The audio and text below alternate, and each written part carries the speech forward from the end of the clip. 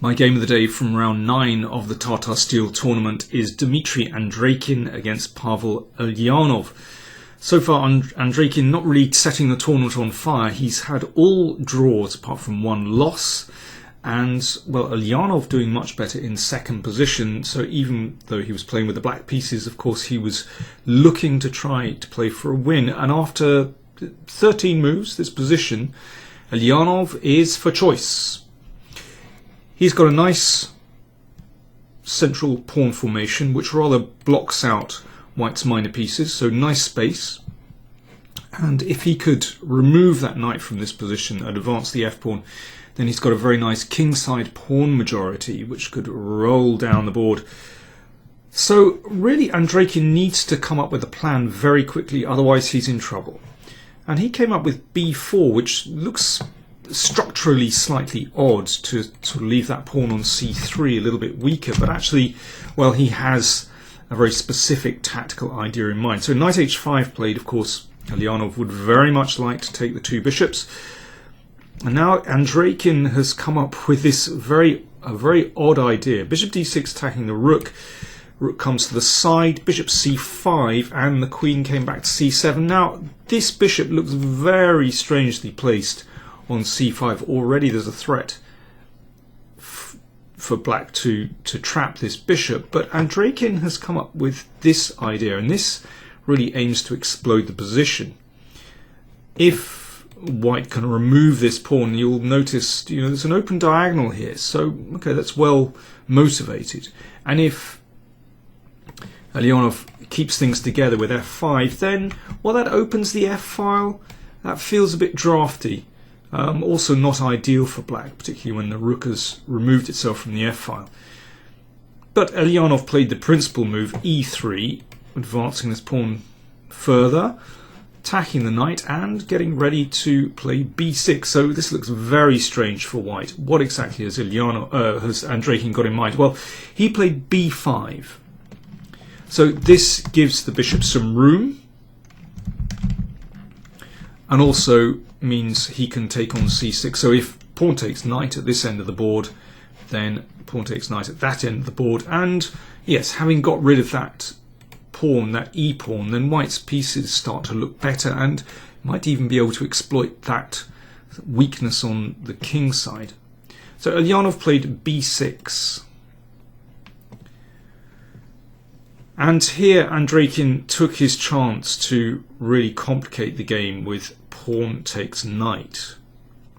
Now if pawn takes knight here, then the bishop drops back. And as I said before, well, after that little transaction, material is even, but because of this open diagonal, black has to be a bit careful. So instead of that taking here, Eljanov took on c5, and now it starts to get very complicated. Now the knight is en prise, so that knight moves across, trying to take here. So the pawn advances, and the knight has found its way to a really nice square on c5.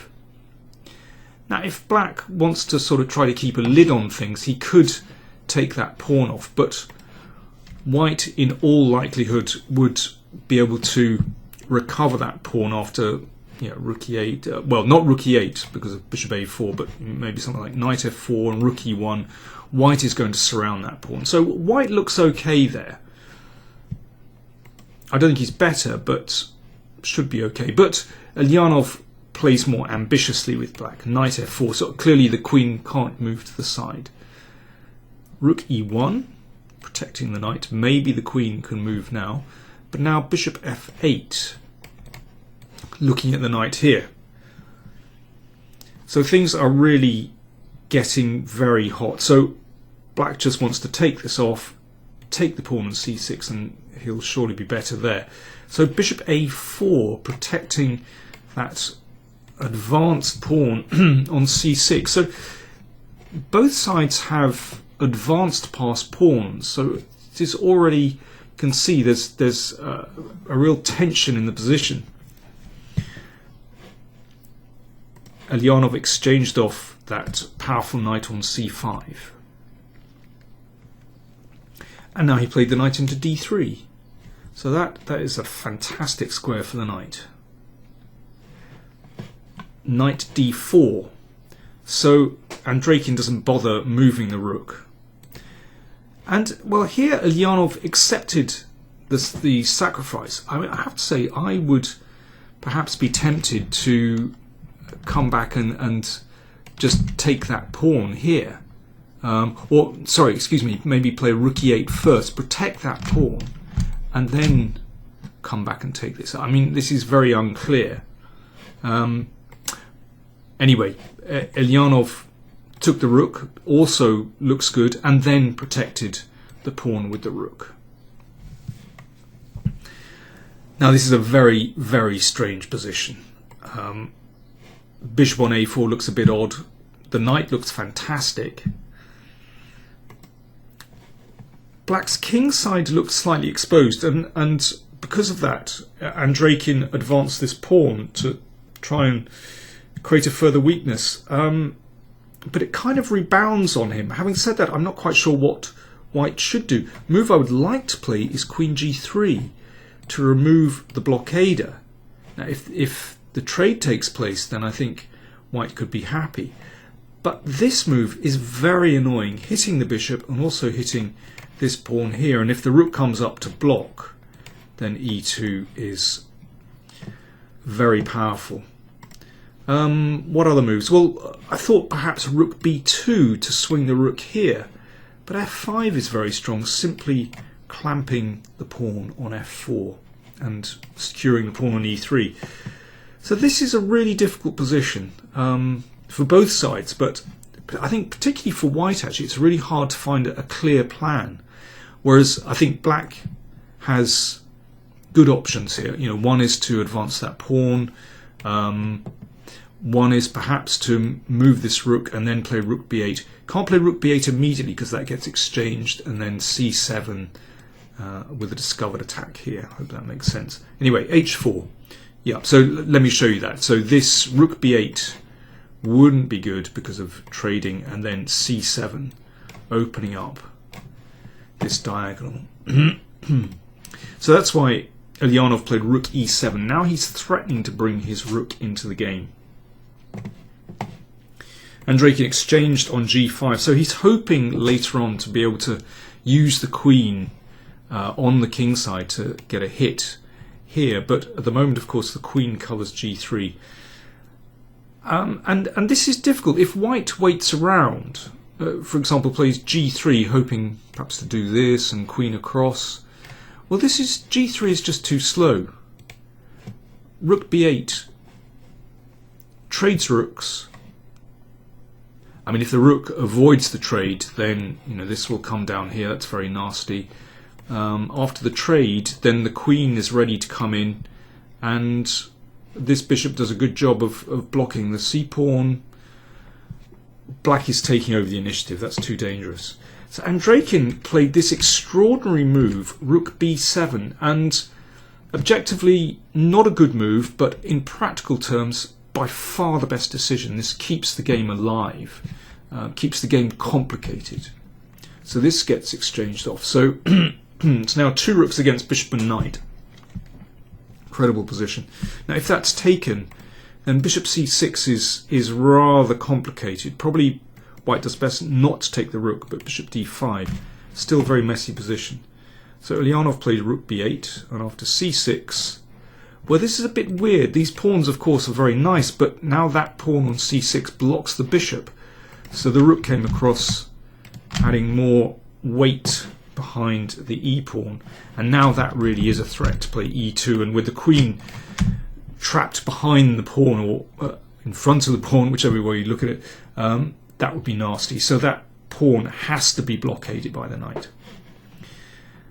And now, because the knight has come back, the initiative swings over, and it's time for black to attack on the king side. That's why I thought this move h4 was, I wasn't sure about it. I'm not quite sure what else white should play, but suddenly black has the chance to attack on the h file. f6 was played to bring the rook to h7. King g7 was also possible. f5 was also possible. Queen d1. So white looking to get counterplay now that the knight blockades. The rook comes over and there's a mate threat, but queen takes pawn check. King steps up. This isn't good enough. You can trade queens, but it's not working. G3 is forced to stop the mate. And here Eljanov played rook d8. My machine tells me that this doubling on the h file is stronger. And after f, well, the threat was to check and checkmate here. So f4 gives the king an escape square. And my machine tells me that queen f7 is a winning move here. Now, that is impossible to see during a game. The idea is that after this, let's say c7. I mean, this is incredible. So it looks like one of those Space Invaders is going to land, but then check here, and g4 closes the box, and mate next move after a few checks. What else? Well, instead of, let me see, instead of c7, if g4 to give the king some more room, then king e6, and that stops the pawn advancing, and this should be winning for black. But, you know, in a game, this is impossible to see. This is computer analysis. But, okay, I find it quite interesting that, you know, we can close the box with g4, so it's a nice variation. Eljanov played rook d8, queen e6, and then played the rook to h8. So it looks exactly the same, except the queen is now on e6, and white played f4 to give the king some room, otherwise it's check and checkmate. So why isn't queen f7 winning here, as it was in the other version? Well, here knight d4 protects the queen, gives the king some room, and that actually saves white. Again, ridiculously complicated. And now Eljanov plunged in, and this last part of the game is absolutely crazy. The king goes for a bit of a wander. The knight is now threatened. I mean, this looks absolutely terrifying. How both sides survive this, I don't know. If knight d4, then that is apparently very good for black. So bishop d1, holding the knight, takes on f4, queen b6, check. The king staggers up the board. Remember, white has threats at the other end of the board, not least with the pawns, but also against the king as well. So black has to be careful, and at the moment these rooks can't see any action because all the critical squares are covered. Queen b1 check. If white wants to draw, the king could step back, and after this, queen b6 check, they're going to repeat the position. But here, Eljanov was very brave actually. He played the king forward to d5, and this looks absolutely terrifying. But, well, both sides have to tread very gingerly here. For example, rook d2 check. Incredibly, this loses. It looks as though this should be a forced mate, but White's king staggers around in the middle of the board, and actually the checks run out, and white is winning that position. But well, so here the bishop was taken. This still looks absolutely terrifying. King c5. Now, where are the checks coming from? At the moment, there aren't any checks. And now it's white's turn at the other end of the board. Rook takes f4. Now that's to give, having got rid of the knight, to give this rook some checks here. And at this point, well, the game ended in a draw by perpetual check. They just repeated the position. I think both players, could thank themselves, could feel somehow very lucky to have survived this game. If we just go back to this position, what happens if the king tries to avoid the checks? Well, for example, if the king comes up the board here, then I'll get a queen, because the king actually blocks the checks over here. and, well, white should be winning with his 2 queens. Or if king g5, then I'll take the rook with check. Now that's a bit different. And again, yeah, white is going to make a queen, and white should be winning that position. So Eljanov was absolutely right to be prudent and just accept the draw by perpetual. That was a fantastic game. We haven't seen Andreikin play chess like that in this tournament. Not much of that kind of thing in this tournament, but the game was great fun, really great fun, and I think very interesting to see how both players were fighting for the initiative. And objectively, you could criticise some of their moves, but actually, in practical terms, they both understood the power of the initiative very well. So after round 9, in fact, there were lots of draws. There was only one winner in round 9, and that was Magnus Carlsen, who beat Luc van Velde, who's a bit of a client of his. And Carlsen gains a little ground on Wesley, so who's still out there in the lead by half a point.